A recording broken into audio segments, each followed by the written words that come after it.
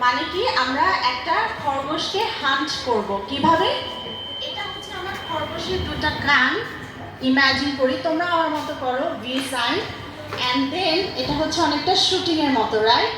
আমি হান্ট করছি, শিকার করছি আমার এই বালিটাকে, অ্যান্ড দেন আমি তাড়াতাড়ি সুইচ করে কি করব, এই পাশে নিয়ে আসবো। আমি কি বুঝাতে পারছি? তখন হান্ট দ্য বানি এখানে সুইচ করব। সো আমাদের ব্রেইনে দুইটা অংশ আছে, রাইট? একটু ওয়েট করেন প্লিজ মদত। একটা খরগোশকে হান্ট করার ব্রেইন গেমসটা খেলবো কিভাবে? একটা হচ্ছে যে আমরা বানির মতো করে দুইটা কানালা, এটাকে মনে করি একটা বানি, অ্যান্ড দেন আমি এটাকে শুট করছি, রাইট? সো এটা হচ্ছে হান্ট দ্য বানি, অ্যান্ড দেন তুমি আস্তে আস্তে এটা সুইচ করবে, আবার সুইচ করবে। এখন দেখো তো যে তোমাদের কোঅর্ডিনেশনটা কত বেটার হয়। এটা কিন্তু হচ্ছে তোমাদের ব্রেইনটাকে, যেহেতু আমাদের কিন্তু দুইটা right and left, so right and left তোমার ব্রেইন কিভাবে কোঅর্ডিনেশন করছে এবং ও একটা চ্যালেঞ্জ ফেস করে, তখন দেখবে যে তোমার অ্যাটেনশন স্প্যান কিন্তু ধীরে ধীরে এটা সরাও তো, বাড়ার চেষ্টা করছে। সো কয়জন করতে পেরেছো? Very good. আর রাইট, অনেকে করতে পেরেছে। সো এটা ফার্স্টে একটু চ্যালেঞ্জিং হবে, এটারই উদ্দেশ্য যে আমাদের চ্যালেঞ্জিং হবে, কিন্তু এরপরে কিন্তু জিনিসটা অনেক ইজি হয়ে যাবে। সো এটা হচ্ছে আমাদের ফার্স্টে ব্রেন গেম। আই হোপ যে তোমাদের ঘুম ঘুম আসলে ওটা ভাঙবে। এখন আমরা একটা রিল্যাক্সেশন টেকনিক করব। তোমরা যেটা করবে জাস্ট আমাকে ফলো করবে, ঠিক আছে? মাইকটা দাও, ওখানে একজন উপরে দাঁড়ায় থাকো। সো ফার্স্টে আমরা যেমন সবাই বসে আছি সেভাবে একটু একটু তোমরা মানে অনুমান করে নাও, আস্তে আস্তে বুঝতে পারবে একই জিনিস করবো তো। শুধু তোমরা সোজা হয়ে বসো, তোমাদের মেরুদণ্ডটা যেন সোজা থাকে, মানে আমার কাঁধ আমার ঘাড় যেন সোজা থাকে।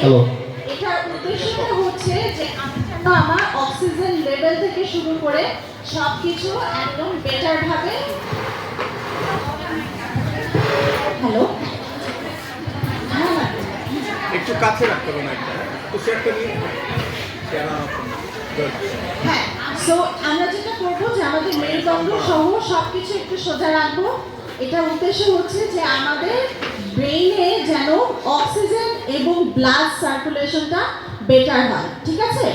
সো এইভাবে রাখার পরে আমরা করব কি, আর তোমরা চাইলে পেটে হাত রাখতে পারো, কিন্তু মেইন উদ্দেশ্য হচ্ছে আমরা পেট ঢুকিয়ে একটা বড় করে নিঃশ্বাস নিব, এটা কিছুক্ষণ ধরে রাখবো, অ্যান্ড দেন আস্তে আস্তে নাক আর মুখ দিয়ে একসাথে ছাড়বো। আগে আমাকে একটু দেখো, তারপরে তোমরা প্র্যাকটিস করবে।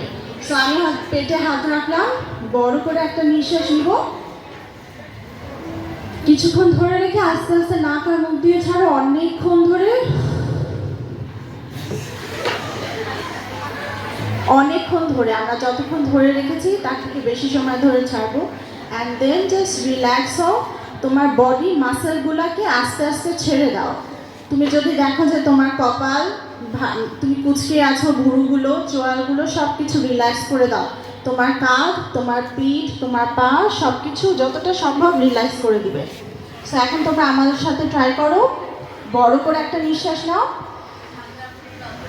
কিছুক্ষণ ধরে রেখে আস্তে আস্তে নাক আর মুখ দিয়ে ছাড়ো, অনেকক্ষণ ধরে ছাড়ো, অ্যান্ড দেন জাস্ট রিল্যাক্স। তোমার বডি মাসেলগুলোকে রিল্যাক্স করে দাও। খুব ভালো। আশা করি পিছনের দিকে যারা আছে তারা প্র্যাকটিস করছো। বড় করে আমরা একটা নিঃশ্বাস নেব, কিছুক্ষণ ধরে রেখে আস্তে আস্তে নাক আর মুখ দিয়ে ছাড়ো, অনেকক্ষণ ধরে, অ্যান্ড রিল্যাক্স। Very good. এবার আমরা লাস্ট টাইম ডিপ ব্রিথিং করব। বড় করে একটা নিঃশ্বাস নিয়ে একদম পেট ঢুকিয়ে কিছুক্ষণ ধরে রেখে আস্তে আস্তে নাক আর মুখ দিয়ে ছাড়বো, অনেকক্ষণ ধরে, অ্যান্ড রিল্যাক্স। Very good. আমাদের কি একটু রিল্যাক্স লাগছে? কি মনে হয়?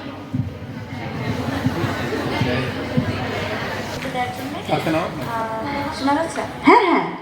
তো আমাদের আমাদের সমাজে যেটা হয় বৈষম্য, এনি কাইন্ড অফ বৈষম্য, লাইক এটা যদি হয় নারী পুরুষের বৈষম্য, একটা ছেলে মেয়ের বৈষম্য, বা কালার, স্কিন টোন, এজ, এইগুলো নিয়ে যদি আমাদেরকে একটু বেশি বলা হয় যে এই ইনসিকিউরিটিগুলো আমরা কীভাবে ছেড়ে আগে যেতে পারি।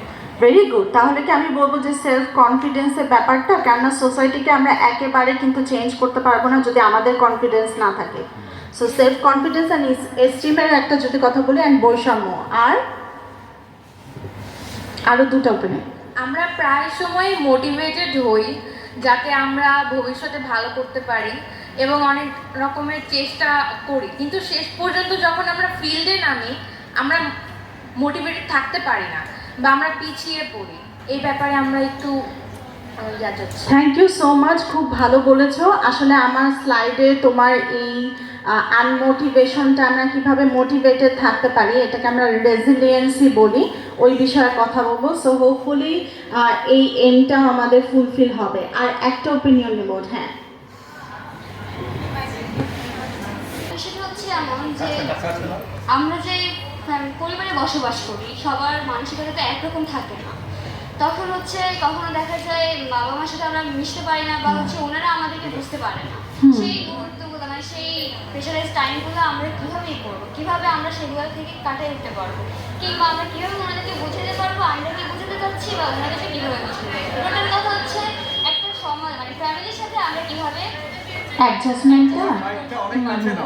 আচ্ছা ঠিক আছে, ও কিন্তু পাগল হয় না।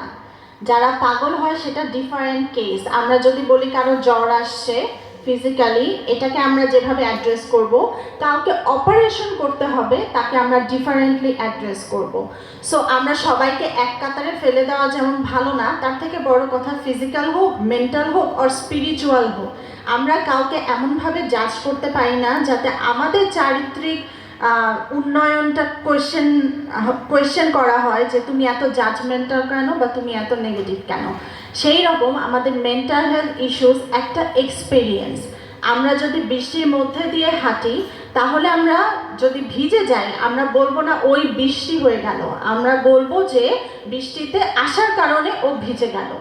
তোমরা যখন মেন্টাল হেলথ নিয়ে কোনো ইস্যুসে পড়বে, তোমাদের এই বিষয়ে সচেতন হতে হবে এবং সচেতন করতে হবে যে এটা একটা সিচুয়েশন, এটা কিছুদিন পরে ঠিক হয়ে যাবে। আমি যদি ঠিক ডাক্তারকে দেখাই, ঠিকভাবে যত্ন নেই, এর মানে আমি পাগল হয়ে গেলাম না এবং আজীবন আমি পাগল থাকবো না।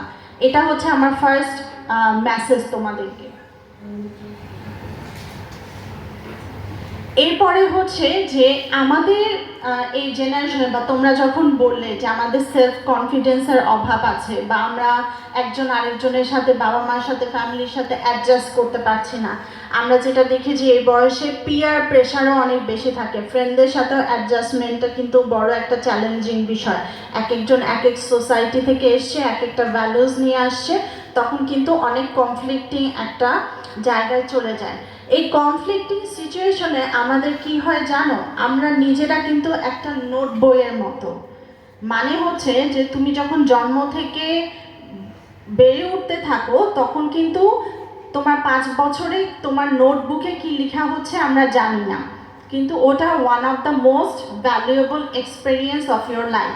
যার কারণে আমাদের কাছে কেউ সেশনে আসলে আমরা তাদের পাস্টটা এত ঘেটে দেখি যে ওর শৈশবকাল কেমন কেটেছিল, কেননা তখন ও একটা ক্লিন স্লেটের মতো থাকে, অর্থাৎ ডায়েরিতে কোনো দাগ পড়েনি, এবং বাবা মারা বেশিরভাগ জিনিস লিখে দেয়। ওইটাই তোমার হাত নাই, কিন্তু তুমি যত বড় হতে থাকবে, অর্থাৎ 10 to এরপরের যে তোমার 20, 30, এখন যে সময়টাতে তোমরা আছো, এখন তোমরা ডায়েরিতে কিছুটা অ্যাক্সেস পাও, কিন্তু সম্পূর্ণ না। তার মানে কি, ডায়েরিটা হচ্ছে তোমার বেশিরভাগ ক্ষেত্রে সাবকনশাস এবং আনকনশাস লেভেলে থাকে।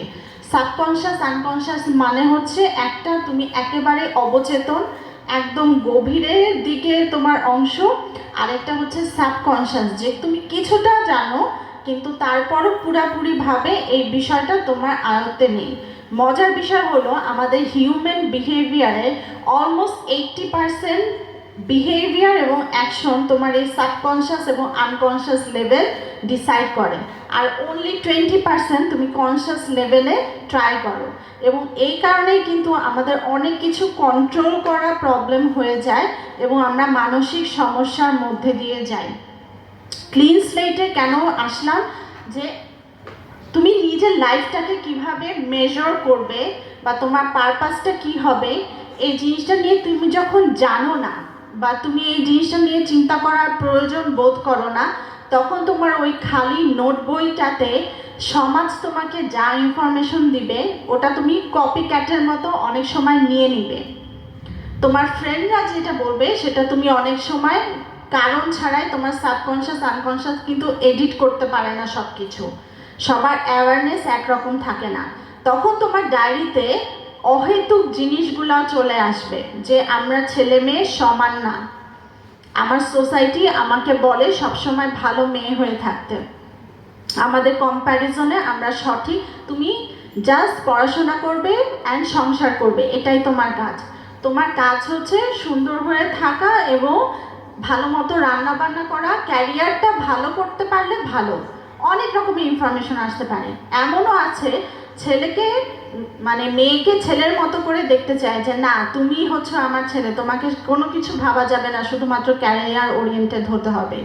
সো তুমি তোমার ক্লিন স্লেটে যদি নিজেকে না জানো, নিজেকে না বুঝো, তোমার গোল অ্যান্ড তোমার পারপাসটা কি হবে এই জিনিসটা যদি তুমি ঠিক না করো, নির্ধারণ না করো, তাহলে খুব সম্ভবত খুব ইজিলি যে কোনো মানুষ তোমাকে ওই ব্যারিয়ার ছাড়াই তোমার ডায়েরিতে লেখার মতো একটা এবিলিটি পায়। অন্য কোনো মানুষ যখন তোমাকে নির্ধারণ করে দেয় তোমার লাইফ গোলটা কি হবে, পড়াশোনা করো, বিয়ে করো, চাকরি করো, জব করো, মা হও, তখন তোমার মধ্যে যখন তুমি এই লাইফ ট্রানজিশন দিয়ে যাবে, প্রবাবলি অনেক সময় তোমার মনে হবে যে এটা আমি কেন করছি, অ্যান্ড তখন তুমি আনমোটিভেটেড ফিল করবে, কেননা এটা তোমার লাইফ পারপাসের সাথে বা তোমার সাবকনশিয়াস আনকনশিয়াসের লেভেলের সাথে অ্যালাইনমেন্টে থাকে না। সো আমি তোমাদেরকে অনুরোধ করব যে আমরা মানসিক সমস্যার খুবই কঠিন একটা বিষয়, খুব চ্যালেঞ্জিং একটা বিষয়। কেন আমি তোমাদেরকে বলি, তুমি যদি শারীরিকভাবে অসুস্থ হও, তোমাকে সেবা করার জন্য মা থাকবেন, ফ্যামিলি মেম্বার্স থাকবেন, ডাক্তাররা থাকবেন, তারা কিন্তু তোমাকে, তুমি শুয়ে আছো তোমার সেবা করতে পারবে, তোমাকে খাবার এনে দিতে পারবে, তোমার কি হচ্ছে না হচ্ছে ওনারা মেজার করবে। তোমার যদি মেন্টাল হেলথ প্রবলেম হয়, জিনিসটা এত মেসি যে তোমাকেই এটা ঠিক করতে হবে। মানে আমি বুঝাতে পারছি যে তুমি অসুস্থ যদি কোনোভাবে হয়ে যাও, তাহলে কিন্তু তোমাকে এখানে কেউ হেল্প করতে পারবে না। একজন কাউন্সিলর তোমাকে বলতে পারবে যে তুমি কি কি উপায়ে ঠিক থাকতে পারো, কিন্তু কাজটা সবশেষে তোমাকেই করতে হবে। সো জিনিসটা কিন্তু ডাবল ডিফিকাল্ট। মানে হচ্ছে যে তুমি এক অসুস্থ, অ্যান্ড আমি তোমাকে বললাম যে না তুমি তো অসুস্থ, তোমাকে অসুস্থ হওয়া যাবে না, তুমি অসুস্থ হয়ে যতটুকু পারো চেষ্টা করে যেতে থাকো। তাই সেলফ কনফিডেন্স ইস্যুতে পড়বে, সেম ডাউটে থাকবে এবং সেম তুমি তোমার ওই ডিপ্রেশন অ্যান্ড অ্যাংজাইটি হবে যে আমি ফিল্ডে গিয়ে আমি সব কিছু আমার মাথায় জানি, বাট ফিল্ডে গিয়ে করাটা একটু ডিফিকাল্ট হয়ে যাচ্ছে। সো ম্যানেজ ইউর সেলফ হচ্ছে তোমার ওই লাইফ পারপাসটা জানার পরের স্টেপ, যে আমি